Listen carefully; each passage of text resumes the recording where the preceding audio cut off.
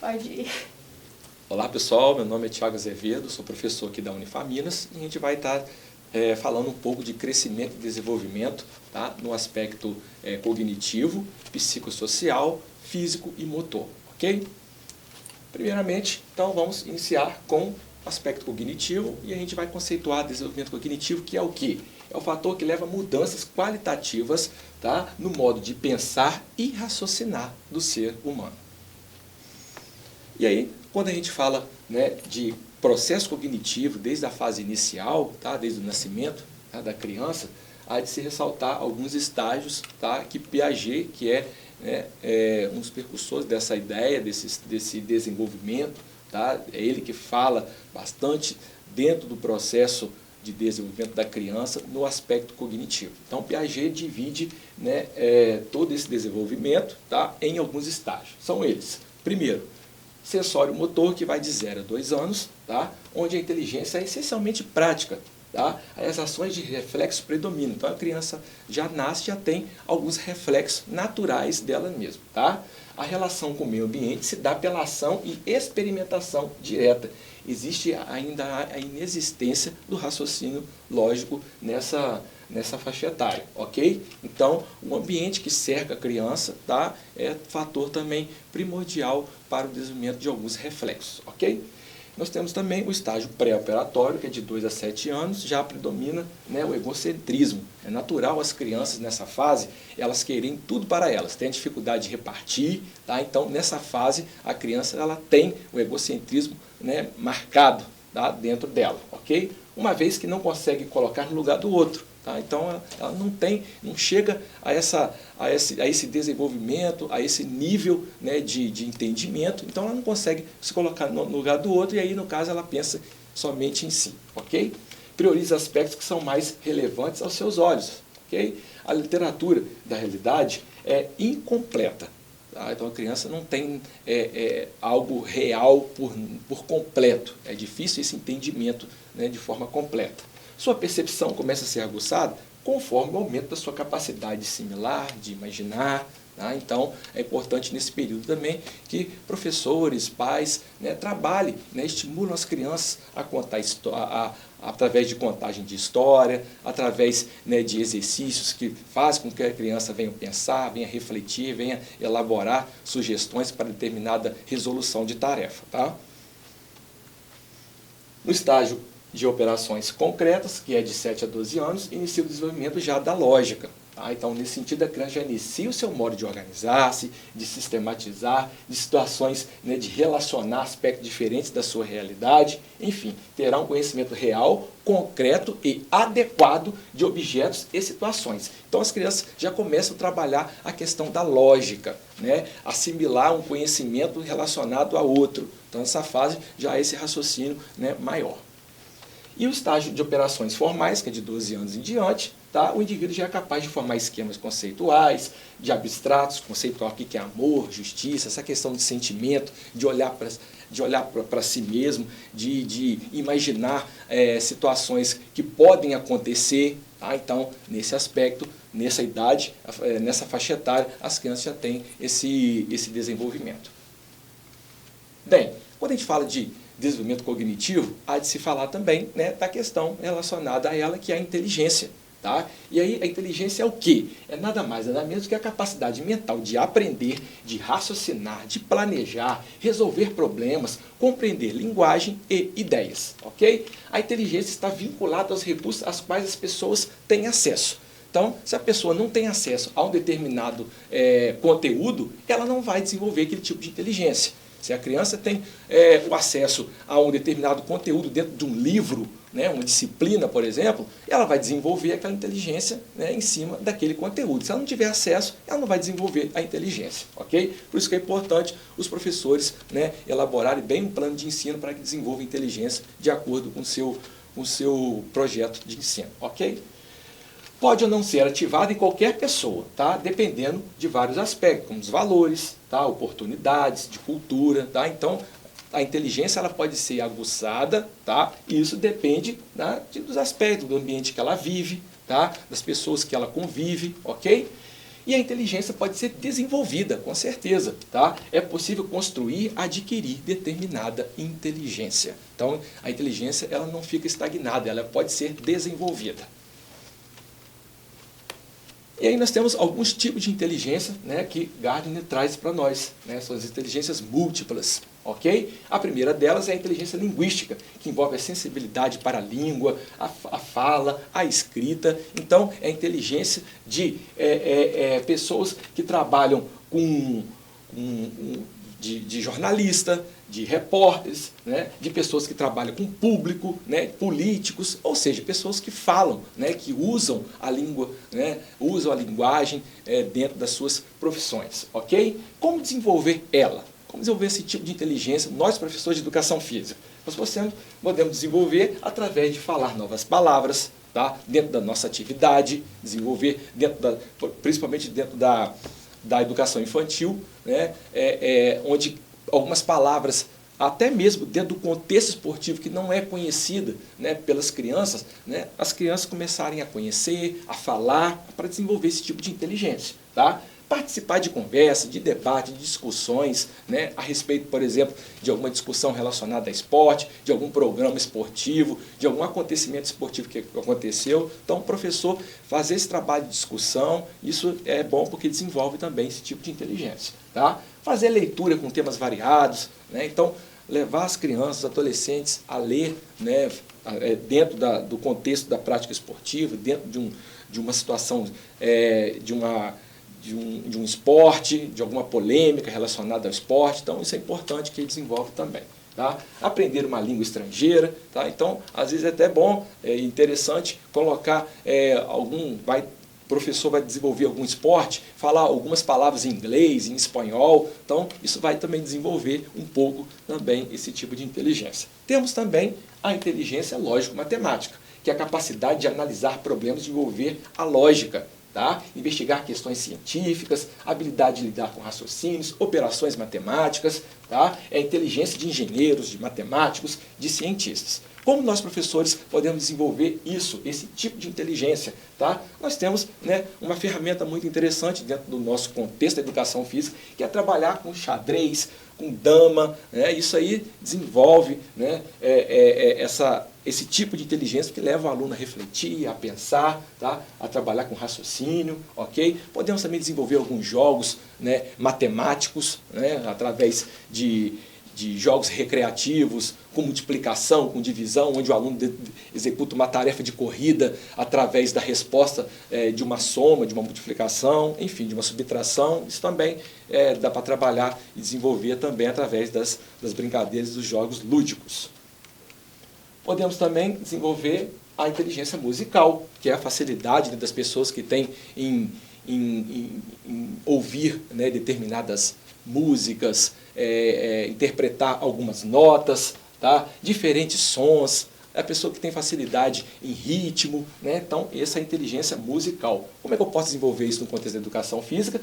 Cantar música com as crianças, né? Na educação infantil a gente utiliza bastante essa ferramenta, né? E mesmo na educação física, trabalhar com cantigas, com cantos, né? Então é importante que desenvolve também nas crianças. Ouvir músicas em atividades diversas, já é comprovado que a atividade física com música, ela aumenta a motivação do aluno, né? Então nós temos estudos relacionados a isso, então é uma estratégia também. Enfim, participar de grupos musicais, né, através de um evento na escola, fazer um festival de música, aprender um instrumento, onde um aluno, por exemplo, pode ensinar um outro dentro do mesmo contexto ali, fazer essa dinâmica. Então, a gente pode também desenvolver esse tipo de trabalho, ok? Temos também a corporal sinestésica, que é automaticamente a inteligência, né, de pessoas ligadas à educação física, ok? Que tem facilidades de movimentos, de movimentar-se, né, da prática de esporte, de dançar, pessoas que têm facilidade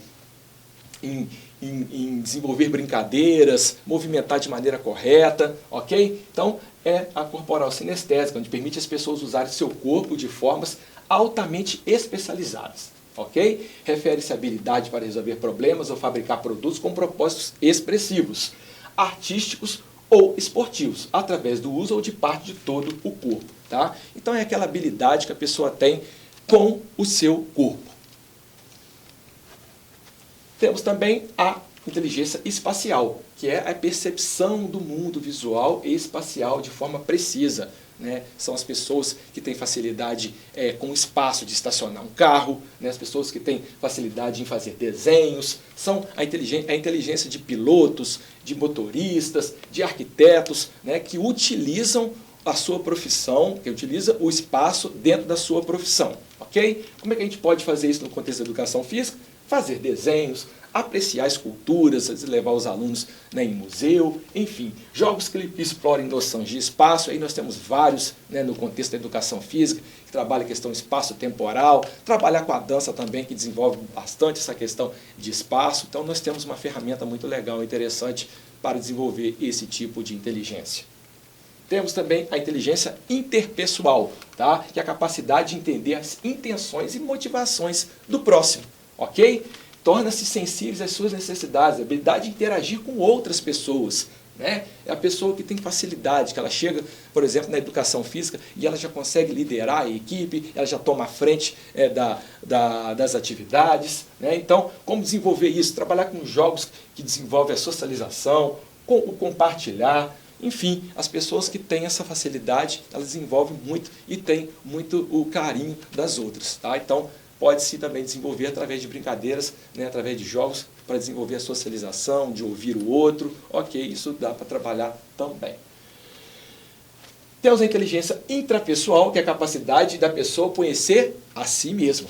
Ok? Construir modelos mentais eficientes sobre si. É o conhecimento de seus sentimentos, sonhos e ideias. É a motivação que a pessoa tem, essa motivação intrínseca, também é característica da inteligência intrapessoal. Como é que eu posso desenvolver ela? A pessoa, o professor pode muito bem levar o atleta, o aluno, a refletir sobre a sua performance, né, sobre o que levou ele à vitória ou à derrota. Então, é uma metodologia também interessante para desenvolver esse tipo de inteligência. Ok? Temos também a inteligência naturalista, que é aquela, né, detectada pela atração pela natureza. E nós temos, por exemplo, uma ferramenta que é a disciplina Esportes de Aventura, né, onde as pessoas que praticam esse tipo de esporte, elas têm muito contato com a natureza, então ela conhece muito a natureza e as ferramentas, né, que podem ser desenvolvidas, os esportes que podem ser desenvolvidos através da natureza. Tá? Então a gente, como professor, também pode desenvolver isso dentro dos esportes de aventura, onde tem o contato direto com a natureza, né? Seja através do surf, da própria caminhada, do rapel, tá? Enfim, vários esportes que utilizam o ambiente natural. Ok? E agora, então, nós vamos falar um pouco do crescimento e desenvolvimento psicossocial, tá? Que é nada mais nada menos do relacionamento que as pessoas têm umas com as outras, ok? E o primeiro veículo para o desenvolvimento dessas relações é a brincadeira, tá? Um importante instrumento para o desenvolvimento dessas relações é a brincadeira. E aí, no caso, nós, professores de educação física, né, podemos utilizá-la porque a brincadeira está constante em nosso meio. Ok? Antes dos 2 anos, essas brincadeiras em grupos não são frequentes. Então, o aluno, ele brinca com ele mesmo, a criança brinca com ela mesma, ela tem dificuldade, né, de brincar com o outro, até porque ela não entende. Né? Então, antes dos 2 anos, é natural a criança brincar consigo mesma, ok? Já a partir dos 2 anos, as interações aumentam, podendo iniciar uma brincadeira de cooperar, né, de socializar, enfim, a partir dessa idade já é interessante trabalhar nesse sentido, ok? Brincadeiras de faz de conta, imaginações, em grupo, tem grande aumento entre as crianças de 3 a 7 anos. Então é importante trabalhar com esse tipo de atividade, tá? As brincadeiras de faz de conta, onde estimula o imaginário da criança, tá? Relações também, esse tipo de brincadeira estabelece a relação de integração, de comunicação, de cooperação, de imaginação, enfim. A brincadeira, dentro dessa faixa etária, ela contribui nesses aspectos aqui, ok? Jogos com regras, tá? Também é importante, tá? No estabelecimento das brincadeiras, requer uma habilidade cognitiva, isso é importante, porque faz o aluno refletir, a pensar, né? No entanto, entre 4 e 7 anos de idade, pode-se haver introdução de jogos simples. Tá? E o que são jogos simples? Jogos que têm regras fáceis. tá? Fácil entendimento. Tá? Já em jogos com regras mais abstratas, é mais provável no período de 7 a 12 anos. Tá? Então, jogos com regras mais complexas, considera-se mais importante estabelecer dentro do período de 7 a 12 anos de idade. Bem, vamos falar agora de alguns processos de interação social, dentre eles a competição. Manifesta-se quando uma pessoa ou um grupo de pessoas tem o objetivo de um melhor resultado em relação a outra pessoa ou grupo. Então, a competição é um instrumento eficaz de interação social entre as pessoas. Seja uma competição, né, dentro de uma brincadeira, dentro de um esporte, então isso desenvolve toda a interação social. Dentro dos grupos há uma interação positiva, porém, entre eles, uma integração negativa. Então, é válido ressaltar que é importante a pessoa ter cuidado no desenvolvimento da competição, uma vez que o jogar contra o outro pode criar uma certa resistência e causar até uma desistência precoce. Então é importante o professor, né, ter cuidado com a competição, acompanhar o aluno de perto, falar da importância da competição e não deixar criar a rivalidade para que isso seja um processo que não venha causar interação social. As regras que regem a competição podem ser elaboradas pelos próprios participantes ou transmitidas culturalmente. Exemplos, regras oficiais de voleibol. Então, dentro da competição, é importante que não só o professor estabeleça as regras que já são conhecidas, mas também levar o aluno também a estabelecer regras, porque isso também promove o processo de interação social, uma vez que os alunos vão estar fazendo algo criado por eles mesmos. Tá? Dentro da competição também poderá acontecer internamente uma pessoa, tá, consigo mesmo, entre pessoas, entre uma pessoa e um grupo e entre grupos. Então a competição ela é feita de várias formas, ok? Observa-se de fato que a competição é sem dúvida um processo social, tá? Porém deve ser orientada para que promova um bom relacionamento humano. Como eu disse, ter cuidado no processo de elaboração e construção da competição. Outro processo de relação, tá, é o conflito. Tá? O conflito também, né, quando a gente ouve a palavra conflito, parece que não soa bem dentro do processo de relação social. Mas o conflito é uma colisão de ideias, de interesse, tá? E é um processo social que acentua as diferenças entre as pessoas e diminui as semelhanças. Então é importante, né, dentro de um conflito, o professor também elaborar, tá, e fazer com que os alunos tenha opinião de determinado assunto e coloque isso para o grupo. Né? Conflito não é sinônimo de bagunça, de desentendimento. Conflito está relacionado a interesse de uma determinada pessoa, de um determinado grupo, onde as pessoas vão colocar, né, e vão desenvolver, vão falar sobre e vão ter uma ideia ouvindo o outro também. Ok? Acontece em virtude de posições divergentes em relação a algum comportamento, necessidade ou tipo de interesse. Sendo bem orientado, poderá manifestar de forma positiva para o desenvolvimento da personalidade da criança. Né? Então, exemplo, opiniões divergentes dentro de uma situação polêmica no esporte. Às vezes, um grupo de alunos tem uma opinião e um outro grupo tem uma outra opinião. E aí, no caso, sendo bem elaborada pelo professor, bem desenvolvida dentro do conflito de interesse, há de ser uma ferramenta boa de relação social. Tá? Bem, outro processo é a cooperação. Processo orientado para um objetivo, resultado em um esforço consciente dos participantes. Né? É um aspecto também relacionado à lealdade. Então, o cooperar, né, o ajudar, também aproxima as pessoas. Tá? Quando pessoa ou grupos trabalham junto para uma realização de um objetivo. Isso é uma cooperação. Tá? Sempre está presente nas modalidades esportivas, entre integrantes de uma equipe, tá? Ou na relação treinador e atleta, presente em atividades lúdicas e recreativas. Então a cooperação ela serve, né, uma vez que ela aproxima as pessoas. Bem, nós vamos falar agora de amizade, que também é um fator importante dentro do desenvolvimento psicossocial. As relações sociais mais significativas para a criança, tirando a família, são os amigos. Tá? As ideias de amizade das crianças mudam com o passar dos tempos. Tá? Com o passar do tempo as crianças mudam. Né? Às vezes uma criança ela tem um contato com uma criança, essa criança viaja ou não faz parte mais do contexto de amizade dela, logo ela esquece, tá? Então isso acontece. Apesar de formar amizade entre si, as crianças mais novas não estão preocupadas com relações duradouras, né? Como eu disse, né? Ou seja, as crianças veem seus amigos como companheiros físicos no momento. Sendo assim, um amigo é qualquer companheiro que esteja brincando com ele naquele momento. Então, a partir do momento que a criança, né, passa um período longe, aí acaba naturalmente esse processo de amizade dentro desse período, tá, terminando, tá, ou diminuindo. Já as crianças mais velhas já consideram as amizades com relações mais longas e significativas. Nós temos, então, vamos dividir aqui alguns níveis de evolução de amizade, e aí a gente separou dentro dessa faixa etária aqui. De 5 a 7, os amigos e os colegas de brincadeira, escolas, vizinhos, com os quais as crianças se encontram frequentemente se divertindo e dividindo coisas, alimentos, brinquedos. Tá? Então, nesse período, há essa interação, né, de divisão, de compartilhar. As amizades são caracterizadas de forma permanente, podendo ser interrompidas facilmente. Então, há um vínculo, né, entre as crianças, porém, tá, elas podem ser interrompidas de modo facilitado. De 5 a 7 anos. De 8 a 11, as crianças já observam os amigos como pessoas que cooperam, tá? Parecido também com a fase anterior. Vivem boas aventuras juntas e compartilham tudo.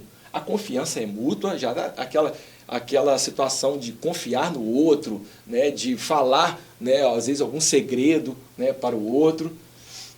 Os interesses são partilhados, prevalece a reciprocidade, a bondade, a consideração. Tá? Um exemplo, Pedro é legal comigo, eu quero ser também leal com ele. Né? Então tem essa interação aí. E a partir dos 12 anos, as amizades são estáveis, por longo período, observado em termos de compreensão mútua, sentimentos, segredos compartilhados. Os amigos se ajudam, lidam com problemas psicológicos, medo, solidão, já há todo o entendimento, um pouco mais da vida, do que acontece no mundo, ok? Então, por isso que estabelece esse nível essas características de amizade. Vamos falar também que dentro do processo de psicossocial, existe também uma aceitação e uma rejeição por parte das crianças quando elas estão juntas. Tá? Em qualquer classe ou grupo social, certas crianças são queridas entre seus amigos e outras não. Crianças com mau relacionamento com colegas correm risco de frequentar problemas como abandono na escola, comportamentos criminais, etc. Tá? A criança, quando ela é rejeitada, né, questão de bullying, enfim, também é um fator que entra dentro desse aspecto aqui. Então, ela acaba afastando e tendo alguns problemas psicológicos. Tá? E alguns fatores que poderão determinar a aceitação dos companheiros. Tá? Essa aproximação das pessoas. Capacidade de reconhecer as emoções e necessidades dos companheiros. Então, as pessoas que olham para os outros, que têm essa capacidade, né, de interpessoal, né, que a gente falou anteriormente, né, de relacionar com o outro, ela acaba aproximando, acaba sendo, né, mais fácil entrar dentro da face de um grupo. Ok? Ser extrovertido, solidário, popular, tudo isso aproxima, tá, as crianças umas das outras e elas acabam sendo aceitas dentro do próprio grupo. A capacidade de reconhecer as emoções do outro, tá, de ser extrovertido, solidário, popular, entusiasmada, prestativa, tudo isso aproxima as crianças umas das outras. E alguns fatores que podem causar a rejeição é a prepotência, a arrogância, a criança que não colabora, né, o adolescente, enfim. Então, uma observação que eu coloco aqui, qual o nosso papel? Professores poderão contribuir para que as crianças rejeitadas se tornem aceitas. Como? Através de diálogo, através de atividades, né, de socialização, de cooperação, de debates, tá? Entre eles, por exemplo, a questão do bullying, falar sobre, né? Então, nós, pessoas de educação física, podemos intervir para que pessoas rejeitadas se tornem aceitas. Ok? Vamos falar também da questão comportamental, agressividade. Nós temos alguns tipos de agressividade, sendo ela instrumental e hostil. A instrumental é um comportamento agressivo dirigido a uma meta. Por exemplo, adquirir um brinquedo, um objeto desejável. Então ele tem uma meta e ele agride em virtude dessa meta. Ele quer o brinquedo do outro e ele agride. Certo? E a agressividade hostil são destinadas para prejudicar determinada pessoa fisicamente. Bater, chutar ou verbalmente. Não necessariamente por um objeto, por um interesse. Mas aqui é exclusivamente, né, do bater, do agredir, sem direcionar a um fator que a pessoa queira. Ok? E uma característica importante que aqui está ligada especificamente ao xingar, ao provocar, ok? A bater. Então essa é a agressividade hostil. De acordo com o desenvolvimento da criança, seus padrões de comportamento mudam dentro das suas características. Ao entrar no primeiro grau, as atitudes agressivas das crianças se tornam menos frequentes. Tá? Então, dentro desse período, tá, as crianças se tornam, né, menos agressivas. Ok? A agressividade verbal aumenta durante os primeiros anos de vida escolar. Né? Até porque ela vai ouvindo o coleguinha que fala, que às vezes ouve o pai falando dentro de casa. Então, já existe essa característica dentro dessa faixa etária aí, tá? Os primeiros anos de vida escolar. A diferença na agressividade entre meninos e meninas é vista a partir de 2 ou 3 anos. Então, existe uma diferença, tá, através de estudo, né, que as meninas, tá, e os meninos, já existe uma diferença de agressividade, tá, já a partir dos 2 ou 3 anos. E existem alguns fatores determinantes para a agressividade. Ou seja, nós professores devemos saber, tá, o porquê e como trabalhar com isso. Tá? Então, um dos fatores é o ambiente violento familiar. Uma vez que a criança ela convive num ambiente em que às vezes o pai bate na mãe, ou que o pai xinga, que a mãe xinga, enfim, diversos tipos de agressividade, né? Naturalmente ele vai também fazer isso na escola. Rejeição paterna, permissividade, né? O menino que pode tudo, e aí quando ele o professor fala para ele que ele não pode fazer, que ele tem que cumprir uma regra, aí ele se sente, né, logo, né, atingido com isso e pode se tornar agressivo. Tá?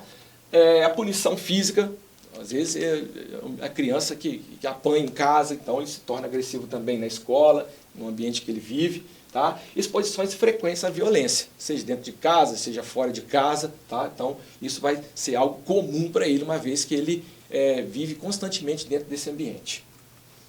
Então, observação, o professor poderá contribuir de maneira eficaz com a redução da agressividade de seus alunos através de atividades que desenvolveu o aprendizado de comportamentos não agressivos. Que tipos de atividades, por exemplo? Né? A questão não está nem ligado a determinada atividade, mas sim a postura do professor, tá? dentro de diálogos, dentro de atividades, né? Às vezes dentro de um jogo, parar uma situação que às vezes aconteceu uma agressão e falar sobre. Né? Então isso são algumas atitudes importantes que pode desenvolver, mas principalmente através do diálogo do professor com seus alunos. Ok? Bem, agora vamos falar um pouco do crescimento e desenvolvimento físico. E aí nós vamos falar relacionado à saúde, essa aptidão relacionada à saúde. Primeiramente, é difícil desempenhar teste de aptidão física em crianças por motivo de ela ser capaz de motivar suficiente para a obtenção de um desempenho máximo. Então, o desenvolvimento físico na criança, ele não é desenvolvido, ele não é muito bem recomendado, uma vez que as crianças têm essa falta, tá, de motivação, tá, por cargas máximas. Tá? Além de que, dependendo do exercício físico, isso pode, inclusive, ocasionar algumas lesões. Então, tem que ter cuidado em relação a isso. Tá? Essa questão da metodologia para desenvolver os aspectos físicos. Tá? Determinar uma forma precisa se um esforço máximo foi atingido. Então, a criança não tem instrumentos científicos que comprovam precisamente, né, o desempenho máximo de uma criança, até porque simplesmente pela questão da motivação. Ela não tem motivação. Não tendo motivação, é difícil precisar, né, um movimento, uma forma precisa de um determinado esforço. Bem, como quando nós falamos, né, o componente físico, é importante também relacionar a questão dos componentes, né, dentro da aptidão relacionado à saúde. Tá? Daí nós temos, né, 3 aspectos que podem ser desenvolvidos, né, pelo professor em relação às crianças. Tá? Nós temos primeiro a resistência aeróbica, tá? Que é a habilidade de desempenhar numerosas repetições de certa atividade fatigante que requeira, tá, um uso considerável do sistema circulatório e respiratório. Por exemplo, uma criança, né, que ela está andando de bicicleta ou que ela está correndo, automaticamente ela está fazendo esse gesto repetitivo, tá, e ela está desenvolvendo essa resistência aeróbica e também, né, trabalhando o sistema circulatório e respiratório. Tá? Nós também podemos trabalhar força muscular, né, em nossas crianças, que é a habilidade do corpo, a habilidade do corpo exercer força. Tá? Crianças envolvidas em brincadeiras de corrida, também andar de bicicleta, tá? Estarão também contribuindo para a força, por exemplo, das pernas. Tá? Então, é importante trabalhar a força muscular. Ok? Temos também a resistência muscular, que é a habilidade específica de um grupo ou de um grupo muscular, tá? De desempenhar algum tipo de trabalho repetidamente contra uma resistência moderada.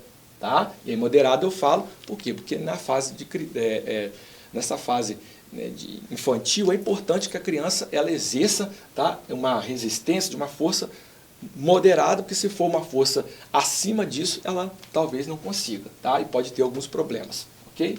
Atividades da criança vêm estabelecer flexões de braço, deverá exigir uma certa resistência. Então nós temos um exemplo, né, a gente pode trabalhar inclusive flexão abdominal, trabalhando força, né, porém de forma recreativa, tá, de forma dinâmica, de forma lúdica, para que a criança tenha o prazer na atividade. Ok? Nada de exercício relacionado a questão de repetição, a questão tradicional, ok? Que isso desmotiva a criança. Sim, e podemos também trabalhar flexibilidade das articulações, tá? Que é a habilidade que várias articulações corporais têm de se movimentar ao longo de sua amplitude de movimento. Tá? Então isso pode ser desenvolvido, tá? Em qualquer faixa etária. Existem, né, alguns estudos que falam sobre o aumento da flexibilidade, tá? Mas desde a fase inicial, tá? A partir dos 4, a partir da vida, né, esportiva dela, ela já pode sim ser desenvolvida a fase de flexibilidade, né? Então o professor é importante estar desenvolvendo isso também. Tá? Temos também a composição corporal, tá? Que é a proporção de massa corporal magra por massa corporal adiposa. Pesquisas relatam, tá, que crianças de todas as idades, né, estão mais gordas do que tempos atrás por diversos fatores. Né? A questão do sedentarismo é algo que realmente tem crescido muito e é importante o professor trabalhar principalmente com atividades aeróbicas para que as crianças não venham ter qualquer tipo de problemas relacionados à saúde. Então, nós podemos trabalhar, né, treinamento aeróbico, treinamento de força, treinamento de flexibilidade dentro das nossas atividades, principalmente de maneira lúdica ou unicamente. Por fim, né, o último tipo de crescimento e desenvolvimento que nós iremos falar é o crescimento e desenvolvimento motor. E aí nós temos 3 fases. Tá? A primeira delas que é a fase motora reflexa, onde a criança, né, o bebê, já possui reflexos que são movimentos involuntários, tá? Que servem de base para as fases de desenvolvimento motor anterior. Então a criança ela não pensa para fazer um determinado movimento, já é feito de maneira involuntária. Tá? E esse movimento ele acontece a partir, né, do ambiente que ela vive, a partir da rotina que ela vive com os pais, enfim. E dentro dessa fase também existe 2 estágios. O primeiro deles é o estágio de codificação de informações, que é caracterizado por atividade motora involuntária, tá, em crianças de aproximadamente até 4 meses. Já a de decodificação, a gradual inibição de muitos reflexos, né, nesse processamento, inicia-se aproximadamente aos 4 meses. Tá? Então, essa primeira até 4 meses, tá? E essa aqui aproximadamente a partir dos 4 meses. Primeiramente, primeira forma de movimento voluntário inicia-se nessa fase, que é a fase de movimentos rudimentares. Tá? E aí começa a acontecer por volta, né, dos 2 anos de idade. As habilidades motoras envolvem movimentos estabilizadores, controle da cabeça, do pescoço. Então a criança já começa a engatinhar, já começa, né, de ficar durinha nessa parte, né, da região. Tá? Então já começa a ter os movimentos relacionados a agarrar, a arrastar, engatinhar, caminhar. Então a partir dos 2 anos de idade isso já começa a ser desenvolvido. Tá? Também temos 2 estágios dessa fase, que a primeira é de inibição de reflexo, inicia-se no nascimento, e os reflexos primitivos, tá, e posturais são substituídos por comportamentos motores voluntários. Tá? Então, a partir dessa idade, as crianças, como eu disse anteriormente, já começam a estabelecer movimentos voluntários. E os estágios de pré-controle é onde, por volta de 1 ano de idade, já começa a ter maior controle e precisão sobre seus movimentos, tipo manter equilíbrio, manipular objetos, aí já é a partir de 1 ano de idade. Bem, a última fase, tá, é onde as crianças exploram e experimentam as capacidades motoras, é o período de descoberta de vários movimentos. Aí nós temos também 3 estágios, tá? Que é o estágio inicial, o elementar e o maduro, ok? O inicial, como diz o próprio nome, tá? As tentativas das crianças orientadas para um objetivo, apresenta-se coordenação deficiente, né? As crianças elas não têm a coordenação já ainda elaborada, tá? Madura. Tá? O elementar envolve maior controle da coordenação dos movimentos, aí já existe uma certa coordenação, tá? E o estágio maduro são os movimentos eficientes, controlados e já coordenados dentro dos movimentos fundamentais. Tá? O último aqui, tá? É a fase de movimento especializado, né? Aí já onde a criança, né, já de 7 até os 12, 13 anos de idade, tá? São os movimentos aplicados em atividades motoras complexas, tá? Da vida diária, em esportes recreativos, não é só o andar, não é só o saltar, tá? Mas já é trabalhado alguns movimentos complexos. Tá? É o estágio transitório, existem também 3 estágios, estágio transitório, de aplicação e o de utilização permanente. Entre 7 e 10 anos de idade, que é onde começa essa fase de movimento especializado, né, as crianças já começam a combinar, aplicar habilidades motoras fundamentais, tá, caracterizadas por movimentos mais específicos e complexos. O que é chamado de atividades, aplicar habilidades motoras fundamentais, né, já pegando a base fundamental, que é o andar, que é o saltar, ok? E trabalhando dentro disso algumas modalidades específicas, né, de alguns esportes, enfim. O estágio de aplicação, de 11 a 13 anos de idade, o indivíduo já começa a tomar decisões conscientes. É a fase de refinar e usar as habilidades mais complexas em jogos avançados. Né? Por exemplo, um drible complexo, né, nessa fase já pode-se desenvolver esse tipo de atividade. Tá bom? E o estágio de utilização permanente, que inicia por volta de 14 anos, já é uma forma contínua por toda a vida adulta. Representa o auge do processo do desenvolvimento motor, ou seja, é a fase final. Né? Então, é a fase onde o aluno, né, o adolescente, ele já adquiriu o conhecimento, já aplicou, né, a atividade motora, já há um certo refinamento, né, já tem isso dentro da própria consciência dele e ele estabelece isso de forma natural. Já há o processo de automatização do movimento, ok? É isso, pessoal. Queria agradecer, né, a todos vocês, espero que vocês tenham, né, entendido, tá? E qualquer dúvida pode entrar em contato com o meu e-mail, ok? Grande abraço e até mais.